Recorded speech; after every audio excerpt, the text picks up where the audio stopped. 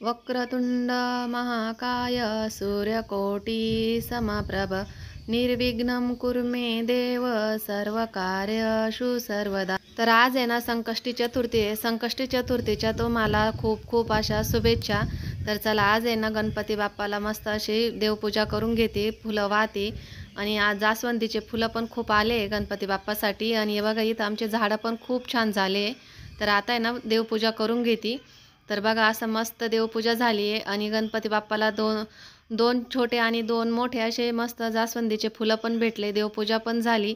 आणि देवपूजाचं काय करताना काही शूट घेतलं नाही, पण झाल्यानंतर घेतलं आहे मी। आणि आता इकडे आहे ना दोडक्याचा ठेचा करते, त्यासाठी गावरान दोडके आणले होते। तर अर्धा किलो दोडके गावरान दोडके घेतले होते। हे गावरान दोडके आहे ना खायला खूप छान लागतात। याच्या आहे ना शिरा काढून घेतला, ठेचा बनवायचा आहे मला। तर पोळ्या झाल्या आहे माझ्या आणि भाजी राहिली होती, तर म्हटलं आता आहे ना भाजीची रेसिपी ना तुमच्या संग शेअर करावं मी कशा प्रकारे ना दोडक्याचा ठेचा बनवते ते।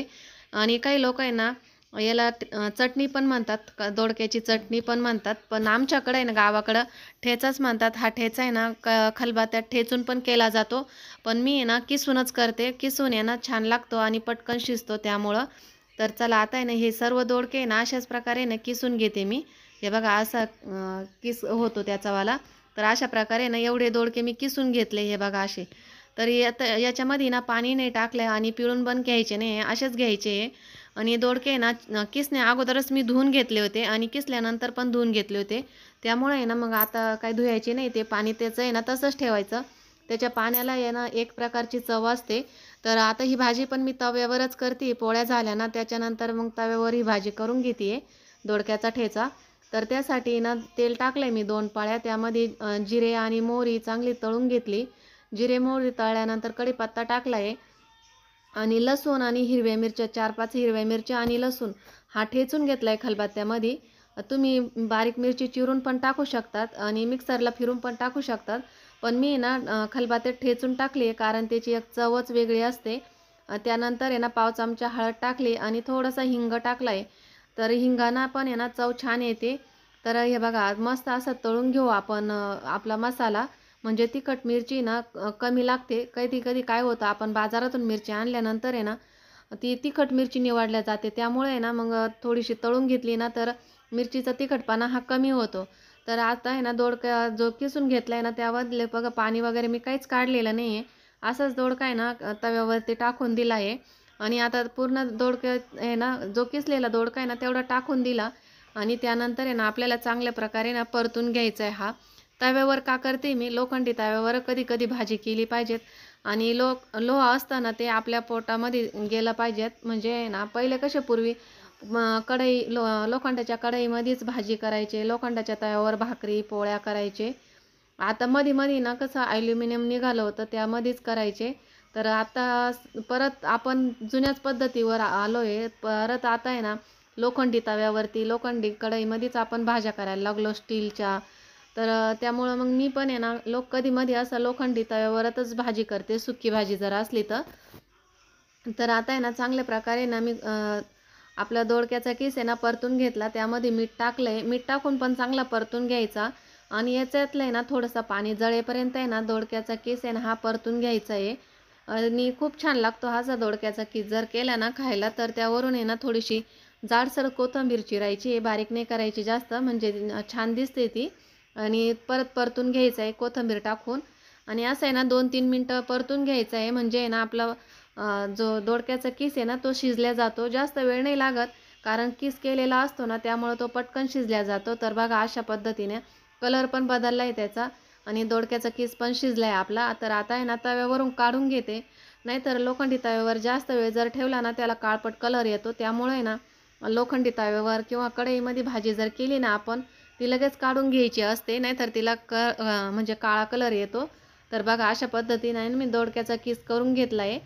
तर चला आता आहे ना रेसिपी तर झाली माझी, म्हणजे भाजी झाली आहे आणि पोळ्या पण करून झाल्या आहे। तर आता आहे ना माझ्याकडे हे बघा असे ॲल्युमिनियमचे आहे ना तवे आहे, 2 तवे होते। तर एक चांगला आहे, पण एकावरती ना कधी मध्ये गॅसवरती पोळ्या केल्या ना तर याच्यावर करते मी, तो कसा खराब होऊन गेला आहे, तर याला आहे ना साफ करते आता मी।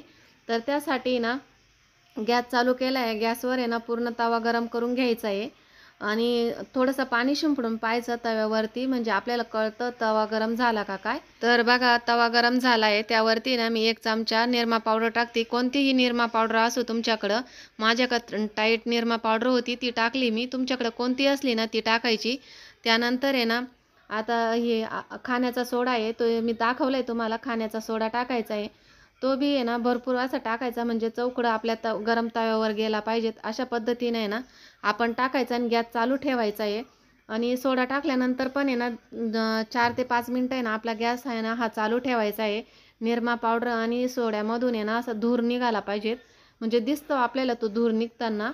तर तो धूर निघेपर्यंत आहे ना आपल्याला गरम करून घ्यायचा आहे तवा, आणि फुल गॅस ठेवायचा आहे, कमी करायचा नाही. आणि आता या बघा धूर निघाल्यानंतर आहे ना आपण काय करायचं, एक लिंबू कापून घ्यायचं.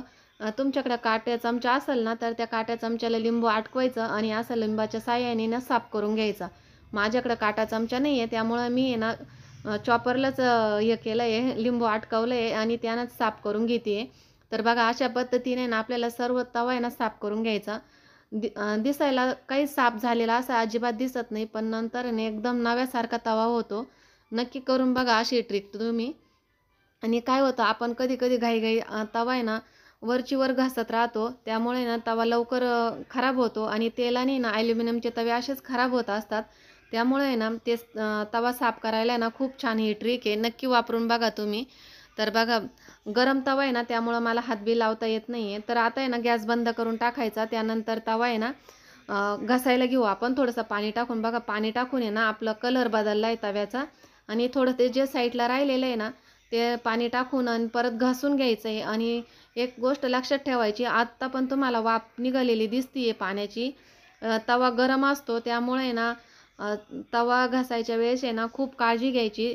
आणि चिमट्यामध्ये तवा धरायचा आणि हाताला पण वाफ लागू द्यायची नाही. असा तवा घासायचा आहे, म्हणजे आपल्या हाताला पण काही वाफ वगैरे काही आली नाही पाहिजे. आणि चांगला असा आपण दाबून तवा जर घासला ना तर 5 मिनिटात आपला तवा आहे ना खूप छान निघतो.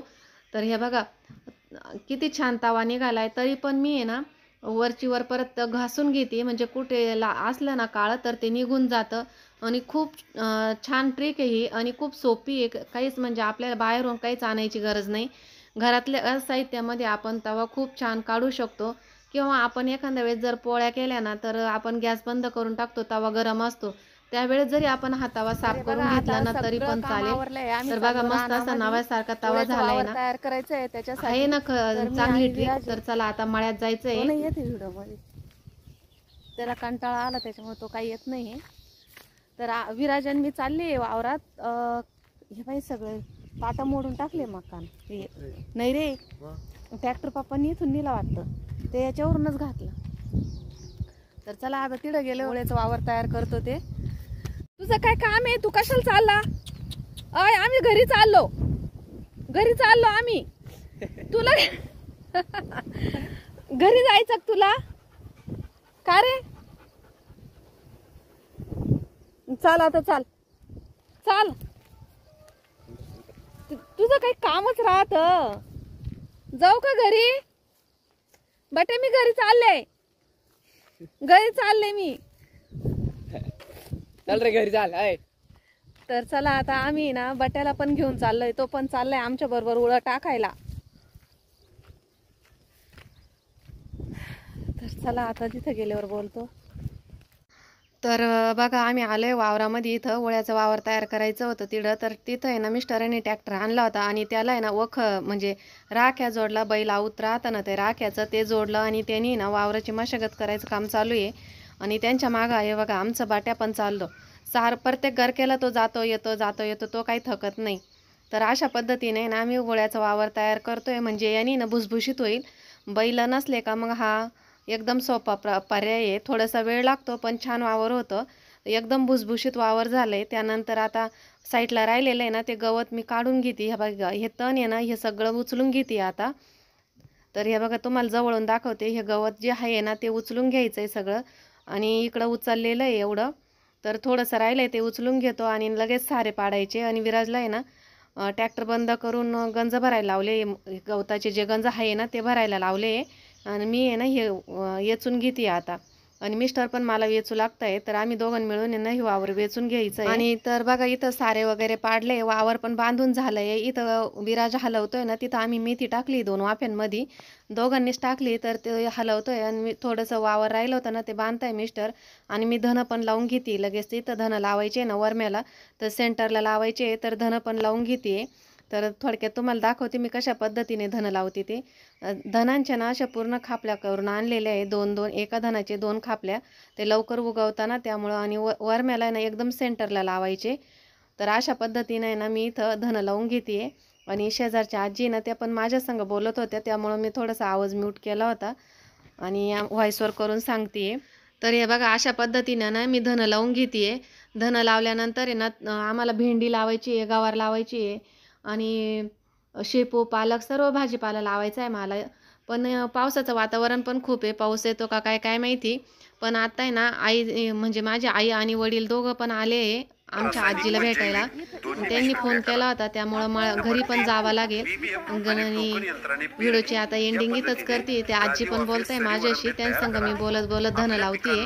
तर व्हिडिओची एंडिंग इथंच करते. व्हिडिओ कसा वाटला कमेंट बॉक्समध्ये नक्की कळवा. आणि नक्की माझ्या पद्धतीने ना तुम्ही तवा साफ करून बघा, तो होतो का नाही ते कमेंट बॉक्समध्ये मला नक्की कळवा. तर चला, एक लाईक नक्की करा आणि व्हिडिओला सबस्क्राईब करा. माझा व्हिडिओ पाहिल्याबद्दल तुमचे खूप खूप असे मनापासून धन्यवाद. भेटू पुढच्या व्हिडिओ, तोपर्यंत बाय.